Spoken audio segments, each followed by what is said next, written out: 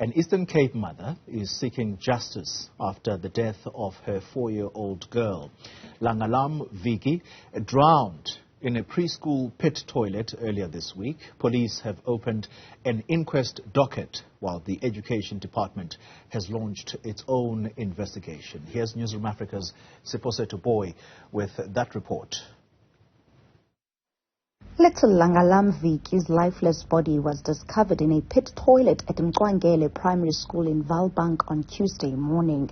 This after she failed to come home on Monday. Langalam's mother has described the situation as a nightmare.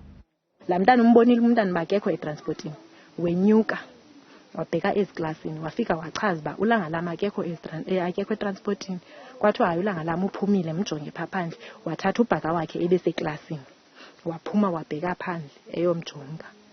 So yinto eyenzekileyo leyo. Kanti ke umntana uphakwa phaa ezitoilet xa kujongwa ke umntana wafumaneka kwaphaa edreyini etoilet. She's called on the Education Department to act with urgency. Bekufuze uba kukhiwa iitoilet eziflashwayo because kwayena ugovernment unayo indawo yongabi nayo inkathalo xa kufikelela kwindawo yelali. Because kaloku abantwana abancinci azaa toilet ziphezulu gqithi for abantwana abancinci. Abantwana abancinci abakwazi ukuqabela phaa kwazaa toilet. Bekufuze uba ke ngoku benzelwe iitoilet zakwa-Grade R. Department spokesperson Vuseka Mboxela says an investigation will be conducted.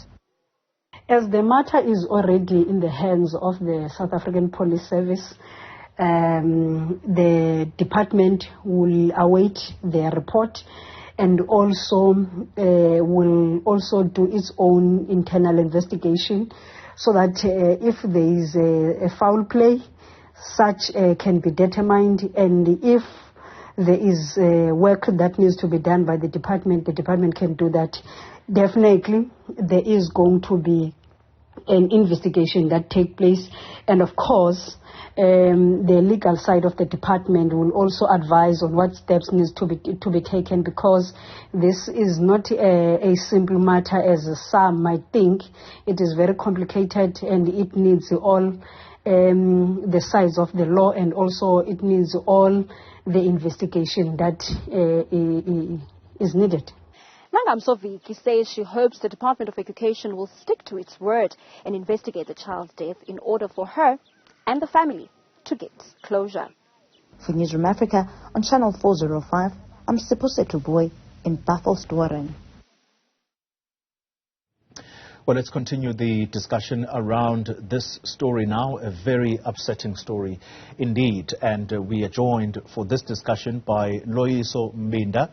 He is from Naptosa in the Eastern Cape, and that's an education union. We're also joined by Dr. Eileen Carter, and she is from the South African Human Rights Commission, the provincial manager there. Let me start with you, Dr. Carter.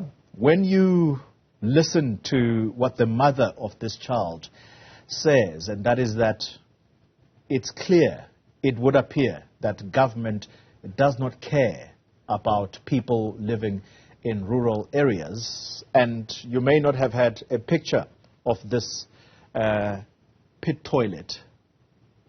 It looks terrible, and for your child to be pulled from that and of course no longer alive, what kind of recourse would a parent like this expect? Well, good morning to you and your viewers. I do have a picture of this toilet. We dispatched the team there yesterday morning to go and inspect the facility and engage with the family of the deceased Lana. And we have been shocked again, unfortunately so, that there has been no urgency in the eradication of pit toilets in this country.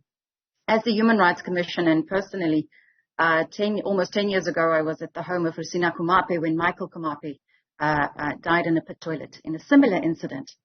And here we are almost a decade later, and we still grappling with the issues of pit toilets within rural communities. We are calling upon government to act with urgency. As the infrastructure norms and standards indicate, we should not be sitting with pit toilets anymore. But unfortunately, for instance, in the Eastern Cape, it looks like we have more than 2,000 pit toilets still within the province. And these issues need to be addressed, and they need to be addressed urgently. So as the Human Rights Commission, we have instructed attorneys, we have engaged with the department ad infinitum about these issues, and we have instructed attorneys to take legal action in this regard. Yeah. Mr. Mbinda, let's bring you into the conversation. You lead an education union. You have heard Dr. Carter. She says their calculations, at least 2,000 pit toilets still exist in the Eastern Cape, and yet the government of the day says we are a caring government. Does that indeed ring true in your ears? Thank you, sir. Thank you to your listeners, your viewers. It is highly disappointing in really what happened, unless we pass our condolence to the family of the child. I fully agree with the latter speaker from the human rights, that indeed we don't have a caring government. It is just a lip service that people are claiming to be a caring government.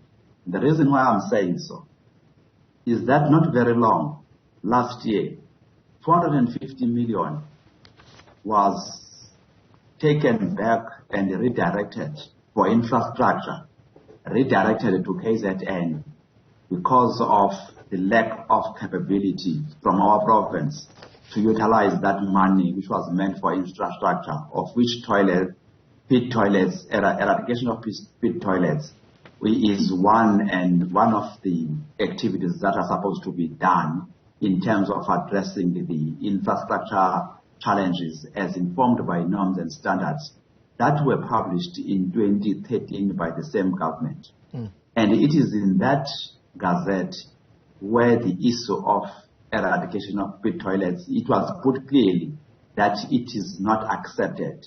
And the deadline to ensure that the norms and standards are met as they are tabulated in the gazette, it was the 31st of December 2017. But in 2022, we still have pit toilets. Moreover, the very same Department of Education of the Eastern Cape is the one that could not utilize almost plus 300 million of its budget for infrastructure 2022-2023 financial year. And as such, that money has been redirected to provinces that have a capacity to use money effectively, which is the Western Cape as well as the Gauteng. You could imagine that a money that was meant to correct things of the past in terms of infrastructure in the Eastern Cape is redirected to provinces like Gauteng and Western Cape, only because that we don't have officials that can be able to do what they're supposed to do.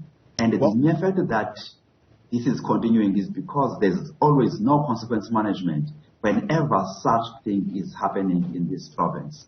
It is really unfortunate that we are still experiencing such things in our department. Yeah. Thank you. Mr. Mbinda, I mean, what you have just given us is it's a painful background. Dr. Carter, you have monies being returned from this very department that is supposed to eradicate pit toilets. And that money is redirected and possibly even given to other provinces, if indeed Mr. Mbinda is correct. Again, I ask this question. No, does the South African government really care? Absolutely correct. Well, I can't answer that. And I do think we have to also distinguish between what we've seen in this instance specifically and pit toilets in general. There's a scourge of pit toilets, and we need to address this holistically and very urgently. But in the school in question, we did note that the pit toilets where the child died is a ventilated pit toilet, which means this is a new structure which is acknowledged as a structure that we can use in school environments like this. However, this is the secondary issue that comes in here is the design of this structure is not conducive to the small bodies that are attending these schools. The learners slip through the VIP toilet into 3 meters deep of excrement. And the design, therefore, that we are applying, where the department are in fact rolling out infrastructure improvements, need to be to spec, and it needs to address the best interests of children of all sizes.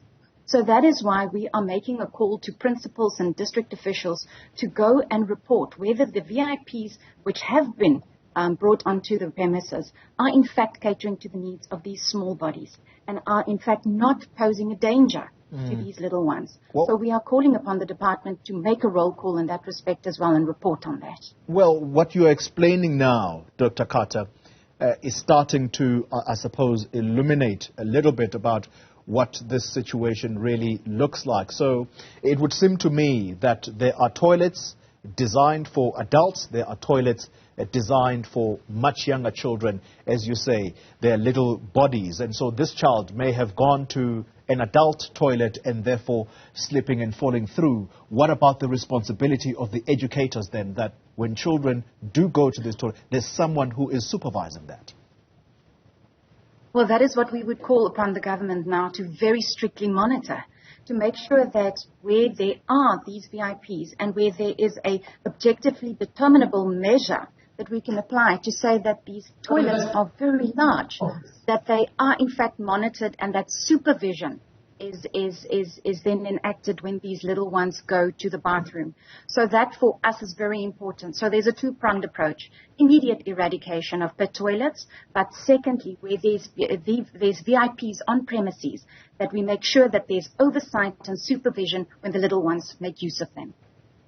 Dr. Eileen Carter, let me thank you very much for your time. She's with the South African Human Rights Commission, a provincial manager in the Eastern Cape. Also, Mr. Loyiso Mbinda from the Education Union, NAPTOSA. Thank you very much for your background information that you've given us. Really worthy conversation. We're hoping that we can get the department to speak to us after this tragic incident. Absolutely unacceptable.